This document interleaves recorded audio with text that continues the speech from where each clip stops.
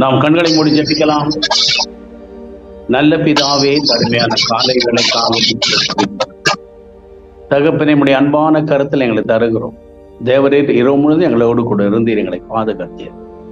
இந்த காலை வேளையுடைய பாதத்தில் அமரும் பெரிதான கிருபை தந்தபடி எல்லாமே ஸ்தோத்திரிக்கிறோம். அடியேன் எனக்காகவும் என்னோடு கூட இந்த காலை வேளையில் அமர்ந்திருக்கிற ஒவ்வொருவருக்காகவும் கிறிஸ்துவின் நாமத்தினாலே ஜெபித்துக் கொள்ளுகிறேன். எங்களை ஆசீர்வதித்து நாங்கள் தியானம் பண்ணும் ஒரு வேத பகுதிகளை எங்களுக்கு ஆசீர்வாதம் தரும்படியா பரிசுத்த ஆவியானவர் இடைப்பட எங்களுக்கு கற்றுக் கொடுக்க, அதை நாங்கள் பிரயாசப்படுத்துவதற்கு, நடப்பதற்கு பரிசுத்த ஆவியின் வல்லமையினால் எங்களை நிரப்பும்படியா எங்களை தாழ்த்துகிறோம். இயேசு கிறிஸ்துவின் இன்ப நாமத்தில் ஜெபிக்கிறோம் நல்ல பிதாவே, ஆமென். கிறிஸ்துக்குள் பிரியமானவர்களே, இன்னைக்கு நம்ம ஆண்டவருடைய சீஷனாய் இருந்த அந்திரேயை பற்றி கொஞ்ச நேரம் தியானம் பண்ண போகிறோம். மத்தேயு 4ஆம் அதிகாரத்துல ஒரு 3 வசனங்களை நாம் வாசித்து கொஞ்ச நேரம் அவருடைய பார்த்து அமர்ந்திருக்கலாம். இயேசு கலிலேயா கடலோரமாய் நடந்து போகையில் மீன் பிடிக்கிறவர்களாக இருந்த 2 சகோதரராகிய பேதுரு எனப்பட்ட சீமோனும் அவன் சகோதரன் அந்திரேயாவும் கடலில் வலை போட்டுக் கொண்டிருக்கிற போது அவர்களை கண்டு, என் பின்னே வாருங்கள், உங்களை மனுஷரை பிடிக்கிறவர்கள் ஆக்குவேன் என்றார். உடனே அவர்கள் வலைகளை விட்டு அவருக்கு பின் சென்றார்கள்.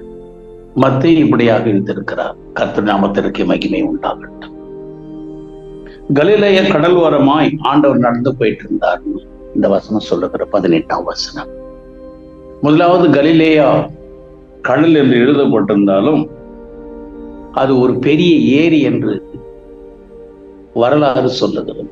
அதனால்தான் அடிக்கடி இக்கரையிலிருந்து அக்கறைக்கு போனாங்க அப்படின்னு எழுதியிருக்குது. கடல் அந்த காலத்துல, ஆண்டவர் வாழ்ந்த காலத்துல இருந்த போட்டுல போறது அது சாத்தியம் இல்லை. கடல் உள்ளவே அந்த போட்டுல போக முடியாது. சின்ன போட்டு, அப்பெல்லாம் கையில துடுப்பு வலிக்கிற ஒரு போட்டு. அந்த படகுல கடல் உள்ள மத்தியில போறதே கஷ்டமான விஷயம். அதனாலதான் நமக்கு நல்ல விளக்கமா, ஆதாரமா அது கலிலேய கடல் என்பது ஒரு பெரிய ஏரி என்று சொல்லப்படுகிறது. ஏன்னா சின்ன போட்டுங்க. இப்ப இருக்கிற போட்டுங்க ஸ்டீமர் போட்டெல்லாம் இருக்கு. இப்ப பைப்பர் போட்டை வாங்கும்போது டீசல்ல தான் போட்டு போகுது. அப்பதான் ஒரு 10-15 கிலோமீட்டர் உள்ள போக முடியும் ஸ்டீமர், அதாவது பைப்பர் போட்ல. நான் போயிருக்கிறேன் எங்க விசுவாசிகளோடு கூட கடல்ல பார்க்கணும் அப்படிங்கிறதுக்காக ஒரு 10-15 கிலோமீட்டர் உள்ள போயிருக்கிறேன். கரையே தெரியாது, ஒரு வீடும் தெரியாது, அந்த அளவுக்கு உள்ள நான் போயிருக்கிறேன். அப்ப கடல்ல அலைகள் தூக்கி தூக்கி தூக்கி போடும். அப்ப எனக்கு பேதுரு பயந்தாரு. ஆண்டவரை நாங்கள் மடிந்து போகிறது உமக்கு கவலை இல்லையான்னு கூப்பிட்டாரு. அந்த வசனம் சம்பவம் எனக்கு ஞாபகம் வந்துச்சு. நான் உட்காந்துக்கிறேன், தூக்கி தூக்கி போடுது, டீசல்ல போட்டது. நானும் ஜெபம் பண்ணிட்டே இருந்தேன். அப்ப நான் யோசித்து பார்த்தேன், அவங்க துடுப்பு வலிக்கிற போட்டு தான் அந்த காலத்துல வச்சுட்டு இருந்தாங்க. அது ரொம்ப சின்னதா இருக்கும். அது கூட நான் பார்த்துருக்கிறேன். அதெல்லாம் ரொம்ப தூரம் போக முடியாது. ஒரு 2-3 கிலோமீட்டர் தான் உள்ள போக முடியும், அதுக்குள்ள போக முடியாது. அதனால அது ஒரு பெரிய ஏரி. இப்படி ஆண்டவர் அந்த கடற்கரை ஓரமாய் பெரிய ஏரி என்று சொல்லப்பட்ட திபேரியா அல்லது கலிலேயா கடல் என்று அழைக்கப்பட்ட அந்த கடற்கரை ஓரமா ஆண்டவர் நடந்து போயிட்டு இருந்தார். இப்ப அவங்கள பத்தி போட்டிருக்குது, மீன் பிடித்து கொண்டிருந்த பேதுருவும் அவன் சகோதரன் அந்திரேயும் வலைகளை போட்டுக் கொண்டிருந்தார்கள். மீன் பிடிக்கிறதுக்கு படிப்பு அவசியமே இல்லை, சருத்துல பலம் இருந்தால் போதும். 2வது, மீன் பிடிக்கிறவங்க நல்லா உழைக்கக்கூடியவர்கள், கடினமா உழைப்பாங்க. ஆனால் மாலை வேளையில அந்த உடம்பு வலிமைக்காக குடிப்பாங்க. அப்படிதான் ஒரு நாட்கள்ல பேதுருவும் யோவானும் இருந்திருப்பாங்க, அந்திரேயா இருந்திருப்பாங்க. அவங்க ஆண்டவர் கூப்பிட்ட உடனே அந்த எல்லா கெட்ட பழக்கத்தெல்லாம் விட்டுட்டு ஆண்டவர் பின் போயிட்டாங்க. எங்க விசுவாசம் சொல்லி இருக்கிறாங்க, நாங்க கூட அப்படிதான் இருந்தோம் ஒரு நேரத்தில் ஆண்டவர் ஏற்றுக்கொள்ளனால. ஆனால் அவங்க கடுமையாக வேலை செய்யக்கூடியவங்க, அவங்க சோம்பேறிகள் கிடையாது. உடல் வலிக்காக இப்படி போதை அருந்துவது அவங்க பழக்கத்தில் இருந்தது. 2வது, அந்த மீனவர்கள் ஒரு படகுல அப்பனும் தகப்பனுமே உள்ள போறாங்கன்னு வச்சுக்கோ, அப்போ அந்த வலையை அவர்கள் கடல்ல போட்டு தூக்கி இழுத்து படகுக்குள்ள போடும்போது மீன் நல்லா சிக்கும். அந்த மீனை எடுத்து ஒவ்வொரு 2 பேருமே மத்தியில வாளி வச்சுட்டு அந்த வாளியில எடுத்து போட்டுன்னு இருப்பாங்க. தகப்பன் பிடிச்சி போடும்போது தப்பி தவறி ஒரு மீன் கடல்ல விழுந்துட்டாலும் உடனே மகன் எழுந்து தகப்பன் ஒரு அடி போட்டுருவான். தகப்பனும் யோசிக்க மாட்டான். அந்த அளவுக்கு அவங்க ஹிருதயம் உள்ளவர்கள். ஒரு மனிதன் ரட்சிக்கப்பட்டால் மட்டுமே பரிசுத்த ஆவியானவர் அவன் இருதயத்தை மென்மையாக்கினால் மட்டுமே அவன் எல்லா இடத்துல அன்பாக பேசுவான், யாராக இருந்தாலும். அப்ப அவர்கள் ரட்சிக்கப்படுவதற்கு முன்பாக, ஆண்டவர் சந்திப்பதற்கு முன்பாக அப்படிதான் இருந்திருப்பாங்க. உடனே அப்பனை அடிச்சிருவான். அந்த அளவுக்கு அவர் கடினமான இருதயம் உள்ளவங்க, உழைக்கக்கூடியவங்க, சோம்பேறிகள் அல்ல. ஆனால் ஆண்டவர் தேர்ந்தெடுக்கும் போது உழைக்கக்கூடியவங்களை தான் தேர்ந்தெடுக்கிறார். இப்படி இருந்த கொடுமையாக இருந்த கடின இருதயம் உள்ள இருந்த உழைக்கக்கூடிய அந்த பேதுரு யோவானை பார்த்து ஆண்டவர் கூப்பிட்டார் அப்படின்ற வசனம் சொல்லுகிறது. அவங்கள சொல்றார், மீன் பிடிச்சிட்டு இருக்காதீங்க, இனிமேலு மனுஷரை ஆதாயப்படுத்தவங்களை அவங்கள நான் மாத்த போறேன், என் பின்னால வாங்க அப்படின்னு சொன்னாங்க. அவங்க வலையை போட்டிருந்தாங்களாம். எதுக்கு போட்டிருந்தாங்க? மீன் பிடிப்பதற்கு. மீன் பிடிக்கிறது அவங்க வாழ்வாதாரம். அதுல கிடைக்கிற வருமானத்தை வச்சுதான் அவங்க குடும்பத்தை நடத்தணும், தன்னை சார்ந்து இருக்கிற மனைவி பிள்ளைகளை நடத்தணும், பெற்றோரை நடத்தணும், அவங்க தேவையை சந்திக்கணும். அதுக்கு மூலாதாரம் மீன் பிடிக்கிற தொழில். இப்ப அதை விட்டுட்டாங்க. வலை போட்டிருந்தாங்க, அந்த வலையை அப்படியே விட்டுட்டு ஆண்டவர் கூப்பிட்டோட பின்னால் போயிட்டாங்க. மத்திய இப்படிதான் அழகா எழுதி இருக்கிறார். இப்ப அவங்க குழப்பைக்கு என்ன ஆகிறது? அவங்க தேவைகள் எப்படி சந்திக்கப்படுவது? ஆரம்பத்திலேயே பேதுருக்கும் அந்த யோவானும் அந்திரேயாவுக்கும் ஆண்டவர் பார்த்துக்குவார். அப்ப ஆண்டவரை பின்பற்றும் போது, ஆண்டவர் அழைப்புக்கு இணங்கும் போது நம்முடைய தேவைகளை, நம் குடும்பத்தின் தேவைகளை அவர் பூர்த்தி செய்வார். இந்த வசனம் நமக்கு அழகாக சொல்லி கொடுத்து உடனே அவங்க 2 பேரும் தான் போனாங்க. ஆண்டவர் பின்னாடியே வலைகளை விட்டுட்டு போயிட்டாங்க. அப்பா விட்டுட்டு போயிட்டாங்க, அம்மா விட்டுட்டு போயிட்டாங்க. பேதுருக்கு அநேகமா அப்போது திருமணமாகி இருக்கும், மனைவி விட்டுட்டு போயிட்டாங்க. ஏன்னா பேதுரு மாமி வீட்டுக்கு ஆண்டவர் போனதாக பைபிள்ல சொல்லப்பட்டிருக்கிறது, எழுதப்பட்டிருக்கிறது. ஆனால் அவங்க அவங்கள விட்டுட்டு போயிட்டாங்க, தொழிலை வைத்து போயிட்டாங்க. கர்த்தர் பார்த்துக்குவார், கர்த்தர் பார்த்துக்குவார். என்ன ஒரு வாத்தியார் அப்படிதான் கிருஷ்ணகிரியில கேட்டார். என்னை எங்க அண்ணா ஒருத்தர் அறிமுகப்படுத்தி வச்சாரு.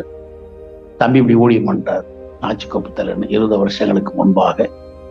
அப்ப அந்த வாத்தியார் கேட்டார், எல்லாத்தையும் விட்டு பின்பற்றி வாங்கன்னு ஏசப்பா சொன்னாரு, எல்லாத்தையும் விட்டு பின்பற்றி போயிட்டீங்களான்னு கேட்டார். ஆமா சார். அப்போ உங்களுக்கு கல்யாணம் இருக்குதா, மனைவி பிள்ளைங்க இருக்குதான்னு கேட்டார். ஓ இருக்குது. ஏன் அவங்கள விட்டு வரலன்னு கேட்டார். இல்ல சார், நீங்க வாத்தியார டிகிரி முடிச்சிருக்கீங்க, பிஎட் எல்லாம் பண்ணிருக்கிறீங்க, உங்க அப்பா வந்து ஆயிரம் சொல்றீங்க, நீங்க இப்படி ஒரு கேள்வியை போட்டீங்களே. பேதுரு மாமி வீட்டுக்கு ஆண்டவர் போனான்னு எழுதப்பட்டு இருக்கிறது. அப்ப திருமணம் இருக்கிறது. ஆண்டவர் தனியா இருப்ப நல்லதல்ல, அவருக்கு ஏற்ற துணை உண்டாக்குவேன்னு சொன்னாரு. திருமணத்தை ஆண்டவர் வானான்னு சொல்லலையே, தடை பண்ணலையே. அதனால மனைவி பிள்ளைகள் நான் விட்டுட்டு வரணும். கெட்ட பழக்கங்களை விட்டுட்டேன், ஆண்டவர் எது பிடிக்கிறியோ அதை விட்டுட்டேன் அப்படின்னு அந்த வாதியருக்கு நான் 20 வருஷங்களுக்கு முன்பாக கிருஷ்ணகிரியில ஒரு வீட்டுல அந்த அண்ணா ஸ்கூல் எச்எம் அவங்க வீட்டுல அவர் சந்திக்க போகும்போது, எங்க ஊருக்கார அண்ணா இப்ப கூட அங்கதான் இருக்காங்க. அப்போ ஒரு வாதியருக்கு நான் சொன்னது அப்பொழுது இதுதான், எல்லாவற்றையும் விட்டுனா தீமையான பழக்க வழக்கம், கொடூரமான குணம், அந்த கடுமையான இருதயம், இதெல்லாம் விட்டுட்டு தாயா நான் வந்துட்டு கல்வாரி சேப்பலுக்குன்னு அந்த வாத்தியாருக்கு சொன்னாங்க. சிரிக்கிறார். எனக்கு இந்த விஷயம் தெரியல. இப்படிதான் பேதுரு இருந்தாங்க, இப்படிதான் அந்திரேயா இருந்தாங்க. கொடூரமானவர்களா, கடுமை உள்ளவர்களா, தீமையான பழக்க வழக்கம் உள்ளவங்களா, அதெல்லாம் விட்டுட்டு ஆண்டவர் கூட்ட உடனே பின்பற்றி போயிட்டாங்க. அப்ப என்ன காரணம்? இது ஒண்ணுமே ஆண்டர்கிட்ட இல்லை, இது ஒண்ணும் ஆண்டர்கிட்ட இல்லை. அப்ப அந்திரேயை பத்தி நம்ம பார்க்கும்போது யோவான் 1ஆம் அதிகாரம் 36 to 42 வாசிக்கிறோம். ஒரு நாள் யோவான் 2 சீடர்கள் அங்க நின்றுட்டு இருந்ததாக இந்த அதிகாரம் சொல்லுகிறது. 1ஆம் அதிகாரத்துல அப்படி நின்று போயிட்டு இருக்கும்போது நம்முடைய ஆண்டவர் அந்த வழியா நடந்து போயிட்டு இருக்கிறார். ஆண்டவர் பாருங்க, நமக்காக பரலோகத்துல இருக்க வேண்டியவர், சிம்மாசனத்தை உட்கார்ந்து கொண்டிருக்கிற வேண்டியவர், மகிமையோடு பிதாவின் பக்கத்துல இருக்க வேண்டிய ஆண்டவர் பூமிக்கு வந்து நடந்து போய் கொண்டிருந்தார். இப்படிப்பட்ட ஒரு தெய்வத்தை நம்ம எங்க பார்க்க முடியும்? உலகத்திலேயே நம்முடைய இந்தியாவில, தமிழ்நாட்டில எத்தனை தெய்வங்கள் பேரு சொல்லி ஆராதனை பண்ணிட்டு இருக்கிறாங்க. எத்தனையோ தியாகமான காரியங்கள்லாம் பண்றாங்க, லட்சக்கணக்கில் செலவழிக்கிறாங்க. ஆனா தெய்வம் தானா வந்து பூமியில் நடந்து போகிறது அப்படிங்கிறதுக்கு ஆதாரம் இருப்பதா எனக்கு தெரியவில்லை. நம்முடைய ஆண்டவர் அன்னைக்கு நடந்து போய் கொண்டிருந்தார். காரணம் என்ன? மக்களோடு மக்களாக வாழ வேண்டும், அந்த மக்களோடு ஒரு நெருக்கத்தை, ஐக்கியத்தை ஏற்படுத்தி கொள்ள வேண்டும் அப்படிங்கிற ஒரு ஆண்டிருக்கிறத ஒரு நல்ல இருதயத்தை இந்த வசனம் நமக்கு சுட்டி காட்டுகிறது. அவர் நடந்து போயிட்டு இருந்தார். அப்படி நடந்து போயிட்டு இருக்கும்போது அவர் அறிமுகப்படுத்துறார். கூப்பிடல, ஆண்டு போயிட்டு இருக்கிறாரு. ஏதோ என்ன சொன்னாரு? தேவ ஆட்டுக்குட்டி. ஆண்டவர் பத்தி என்ன அவருடைய பேரை சாட்சி கொடுத்தான் யோவான் ஸ்நானகன். இதோ தேவ ஆட்டுக்குட்டி. ஆட்டுக்குட்டி என்பது மென்மையானது, மிருதுவானது, தியாகம் உள்ளது. அது ஒரு வைராகம் இல்லாத ஒரு ஜீவன். அது புலி அதற்கு எதிர்மறையானது, சிங்கம் அதற்கு எதிர்மறையானது. தேவ ஆட்டுக்குட்டி அப்படின்னு ஆண்டு அறிமுகப்படுத்துகிறார். பொதுவாக இன்னைக்கு உலகத்துல கூட நம்ம மற்றவர்களை அறிமுகப்படுத்தும் போது, ஆண்டுடைய பிள்ளைகள் மற்றவர்களை அறிமுகப்படுத்தும் போது என்ன சொல்றோம்? அவங்க படிப்பு, அவங்க வேலை, உலகத்தில் இருக்கிறவங்கள அந்தஸ்து, இதை வச்சுதான் நிறைய பேர் அறிமுகப்படுத்துவாங்க. பாருங்க அவர் யார் தெரியுமா அப்படின்னு. ஆனா ஆண்டு போய் கொண்டிருக்கும் போது யோவான் கொடுத்த ஆண்டரை பற்றின சாட்சி தேவ ஆட்டுக்குட்டி, உலகத்தின் பாவத்தை சுமந்து தீர்ப்பதற்காக பூமியில வந்தவர் அப்படின்னு யோவான் அறிமுகப்படுத்துறார், ஆண்டரை பத்தி சொல்றார். உடனே 2 பேர் போயிட்டாங்க. நம்ம அப்படியே வாசிச்சுட்டு வரும்போது அவங்கள ஒருத்தர் அந்திரேயா அப்படின்னு யோவான் எழுதப்பட்டிருக்கிறாங்க. அதுல ஒருத்தர் அந்திரேயா. ஆண்டரை கேட்கிறாங்க, ஆண்டர் நீங்க எங்க இருக்கிறீங்க? வந்து பாருங்களேன் ரபி அப்படின்னு கூப்பிடுறாங்க. போதகரே, பாஸ்டாயா, எங்க தங்கி இருக்கிறீங்க? வந்து பாருங்க. அப்ப ஆண்டர் கூட அவங்க தங்கினாங்க அப்படின்னு வசனம் சொல்லுது. ஆண்டர் கூட தங்கும் போது ஆண்டர் அமைதியா இருந்திருப்பாரா? அவங்க கூட பேசி தந்திருப்பாரு. இப்ப நம்ம வீட்டுக்கு ஒருத்தர் வந்தாங்க, நம்ம கூட தங்கத்துக்கு வந்தாங்க, நலம் விசாரிக்கிறோம், சந்தோஷம், வருத்தம் எல்லாமே ஷேர் பண்ணிக்கிறோம்.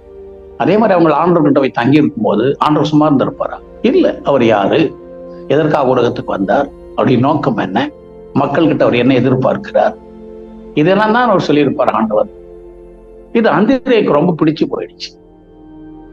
யோவான் வனாந்தர வாழ்க்கை வாழ்ந்தவர், அவர் சொகுசா வாழ்ந்தவர் அல்ல. அவர் படுக்கையில அங்க இருந்திருக்கும், வனாந்தரத்துல இருந்திருக்கும். அவர் சாப்பாடு எப்படியாப்பட்ட சாப்பாடு? பிரெட்டை சாப்பிட்டு வந்தாரு? இல்லை. வெட்டுக்கிளி காட்டுத்தேன் அப்படின்னு பைபிள் சொல்லுகிறது. அந்த வெட்டுக்கிளி நம்ம இந்தியாவில் இருக்கிற மாதிரி இல்லை. குட்டி சின்ன சின்னதாக இருக்கும், சிக்கன்னு பறக்கும். அந்த நாட்டு ஏறக்குறைய ஒரு சான் ஒரு 3 இன்ச்சு கனம் இருக்கும், ஒரு சான் அளவுக்கு நீளமாக இருக்கும். அப்படிப்பட்டதுதான் அந்த இஸ்ரவேல் தேசத்தின் வெட்டுக்கிளி. அதெல்லாம் அவர் சாப்பிட்டு இருந்தாரு. அப்ப இந்த சிம்பிள் வாழ்க்கை, எளிமையான வாழ்க்கை, தனிமையான ஒரு வாழ்க்கை, ஆண்டவர் கூடவே இருக்கிற ஒரு வாழ்க்கை, எந்த மனசு கூட அவருக்கு வாய்ப்பு இல்லையே பேசுறதுக்கு, அவங்க கூட சேர்ந்து போறதுக்கு, பாவம் பண்றதுக்கு. யோவானுக்கு வசதி இல்லையே, அவருக்கு ஒரு வாய்ப்பு இல்லையே, அவர் தன்னை தனிமைப்படுத்தி கொண்டாரு. இதெல்லாம் அவருக்கு ரொம்ப பிடிச்சு போனதுனால அந்திரேயா அவருக்கு சீடராக இருந்தார். இப்ப ஆண்டரோடு கூட போய் தங்கின உடனே ஆண்டவர் தன்னுடைய நோக்கம், திட்டம், உலகத்துக்கு எதுக்கு வந்தார், இதெல்லாம் சொல்லும் போது ஆண்டவர் ஒரு ஸ்டெப் மேல போயிட்டார். அவரோட மனசுக்குள்ள ஒரு மாடிப்படி ஏறும்போது முதல் படி யோவான் ஸ்நானன் அப்படின்னு தெரிஞ்சுக்கிட்ட அந்திரேயா கடைசி படி இயேசு கிறிஸ்துன்னு தெரிஞ்சுக்கிட்டார். அந்த படிக்கு ஏறி, கடைசி படிக்கு ஏறி போனதான் மாடி மேல போக முடியும். அந்த அருமையான ஒரு நல்ல வாய்ப்பை இங்கே அந்திரேயா பயன்படுத்திக்கிட்டார். இப்ப நமக்கு எல்லாருக்கும் இப்ப காலையில உட்கார்ந்து ஆண்டுடைய பாதத்தை அமர்ந்து ஒவ்வொருவருக்கும் ஆண்டவர் ஒரு நல்ல வாய்ப்பை கொடுத்திருக்கிறார். ஆண்டு நம்மை தெரிந்து கொண்டது, ஆண்டவர் நம்ம கூப்பிட்டது, இப்ப காலையில் உட்கார்ந்து அவர் பாதத்துல அமர்ந்தது, எல்லாரும் பைபிள் கைமா உட்கார்ந்துட்டு இருக்கிறோம். எவ்வளவு பெரிய நல்ல விஷயம். இதை நம்ம சரியாக பயன்படுத்தி கொள்ளுவோம்.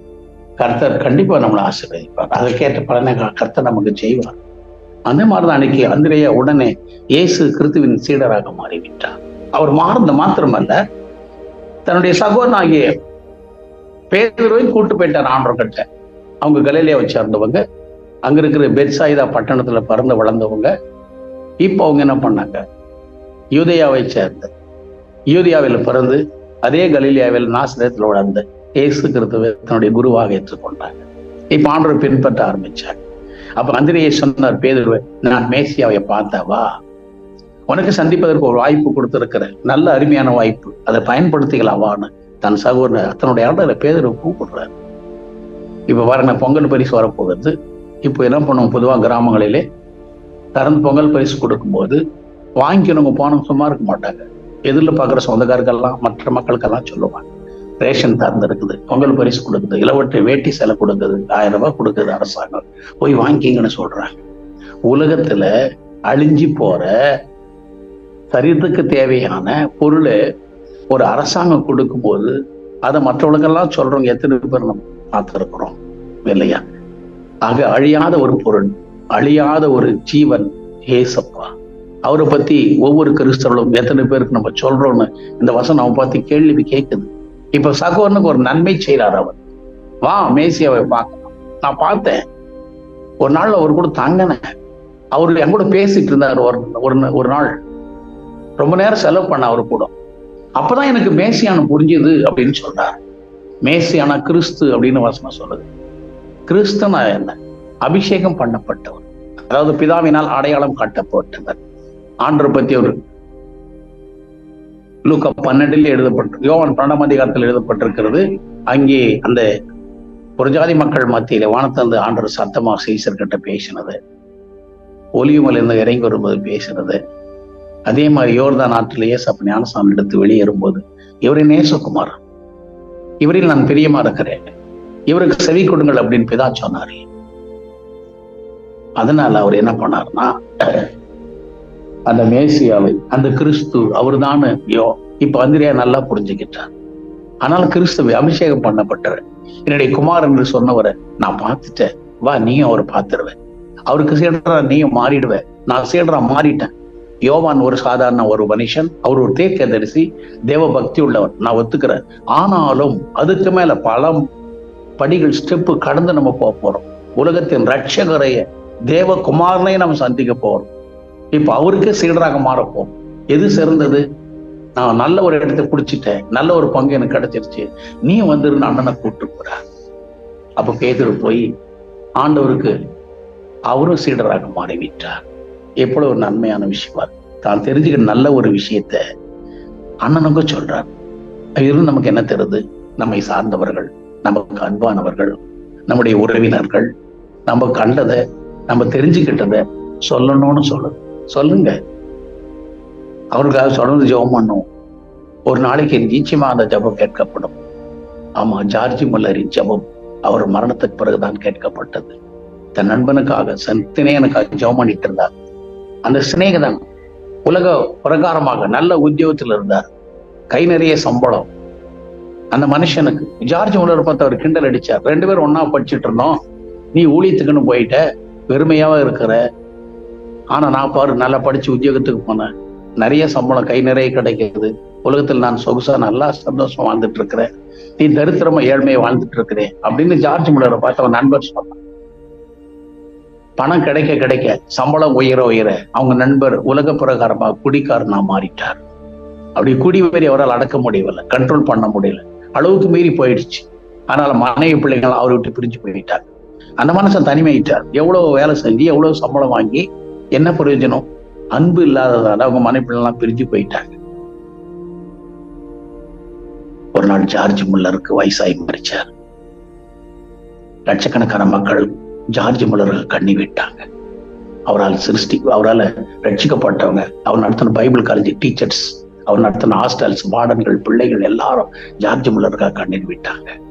அதை பார்த்து அவங்க நண்பர் மனம் திரும்பினார். அவருடைய மரணத்துக்கு பிறகு இப்படிப்பட்ட ஒரு மனுஷன் நம்ம பேசிட்டுமே, நமக்கு தெரிஞ்சதான உலகம், வேலை, சம்பளம், வசதியான வாழ்க்கை, ஆனாலும் இவர் எளிமையாக வாழ்ந்தார். இன்னைக்கு பார்க்கும்போதுல 1,00,000க்கு மேல ஜனங்கள் கண்ணீர் வடிக்கிறாங்களே, இதை விட சிறப்பானது என்னன்னு அவர் தெரிஞ்சுக்கிட்டார்.